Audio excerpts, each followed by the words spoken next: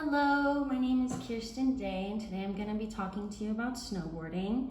It is one of my favorite things in the world. I've been doing it since I was in 7th grade, and I'm going to be telling you about the sport, different tricks, riders, and everything you need to know to get started snowboarding on your own.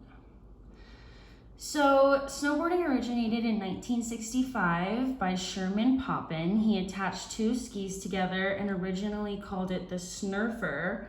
It was essentially a surfboard for the snow. As you can see, it looks nothing like a modern day snowboard. Definitely took a long way to get there. It didn't have the same shape, didn't have bindings. If anything, it was more like a thin sled with a raised nose, straight sides, and a rope to hold onto. So it didn't have any raised edges to carve into the ground or camber rockers or anything like that. So in 1977, Jake Burton showed up to a snurfing competition with a snurfer that he had attached bindings to hold his feet on. This was the first modern snowboard experience. And then in 1977, in December, in Londonderry, Vermont, the first Burton snowboard factory was opened, and the rest is history.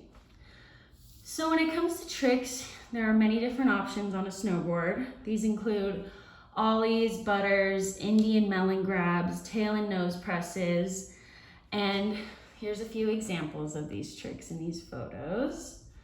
So from left to right, that's a butter, an indie grab, and an ollie. So to ollie, you essentially need to start going down the hill, straighten and flatten your board out as much as you can, and you want to push into your back leg as you try to pop up with your front leg and get a little jump in, just like you would on a skateboard, pretty much, to catch some air. And then to butter, it's very similar, but rather than popping that foot up, you're gonna push far into that back leg, pull up the front of your board so that your edge is lifted off the ground, and it looks and feels pretty sick, I will say. So for park riding, there are lots of different options when it comes to features. These include boxes, rails, barrels, jumps, half pipes. It's important that you understand the basics of snowboarding before you go into the park, like your basic toe side, heel side carbs and whatnot. The first and foremost thing that I would suggest learning in the park is a box, because all it really requires is for you to stay flat, keep your speed, and just ride right on and right off. It's really important that you don't lean on one of your edges because you don't want to fall onto the box. I definitely do all the time. And then for jumps, it's pretty similar. Speed is very, very important and will determine whether you case it or not. Casing it is when you land on the top of where the jump is rather than clearing the jump and landing at the end where you should. So it's very important to keep your speed, stay straight, don't turn, you don't want to lose your position and wig out. So snowboarding slopes versus backcountry is like two completely different worlds. The slopes are what you would find at a ski resort. You're running groomers, which means the snow is packed down and groomed. Backcountry, you definitely need a lot more experience. Fresh, deep powder, risks of avalanches and things like that. It's very important to be prepared. So the probably most well-known snowboarder in the world is Shaun White. As you can see, I met him, very cool. I look up to him a lot. He has the highest score in the men's Olympic halfpipe, and he is known for having the most Olympic and X Games medals out of any snowboarder in the world. But my favorite snowboarder is definitely Travis Rice. He's number 13 on Snowboarder Magazine's list of the 20 most influential snowboarders of the last 20 years. He is a backcountry legend. As you can see, he creates different snowboarding documentaries about how he and his team seek out the best places to snowboard in the world.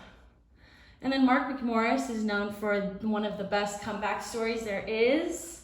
He caught an edge as he took off a jump in backcountry one year and broke his jaw, left arm, ruptured his spleen, had a pelvic fracture, rib fractures, and a collapsed lung, but he still manages to have so many Olympic and X Games medals. So the best places to snowboard in America range definitely, but it definitely starts in Mammoth, California, goes through Colorado, Mount Bachelor in Oregon, Squaw Valley in Tahoe, Whiteface, New York, Stratton, Vermont, Telluride, Colorado, lots of options. And then when it comes to snowboarding in the world as a whole, the best places are located in Spain, France, Japan, Canada, Italy, Switzerland, and Austria. So something that's really important when it comes to snowboarding is choosing the correct style board for not only your skill level, but for the style of riding that you like to do as well. So for example, the best type of board for a beginner would be a basic hybrid camber true twin, which means that there are rocker sections towards the tip and the tail that keep the rider from catching edges. And the true twin makes it so both sides of the board are even, so the rider can figure out if they like to ride goofy or regular. And then gear, always essential. You gotta have the goggles, the helmet, the gaiter, the jacket, the pants. And then of course your board, boots, and bindings. Very, very important that you're suited up properly to stay warm on the slopes. Gets pretty chilly. And then another thing that's really cool nowadays is you can track your progress snowboarding. So this Slopes app tracks your speed, your runs, and even compares your stats to your friends. Within the recent year, they even developed an aspect of the app that shows you the conditions and the trail maps of the resort you're at. So that's really cool. And then I'm sure most of you have heard of our local resort, Snow Bowl. It's located about a half an hour away from NAU. It contains 48 trails, 8 lifts, and has an elevation of over 11,000 feet.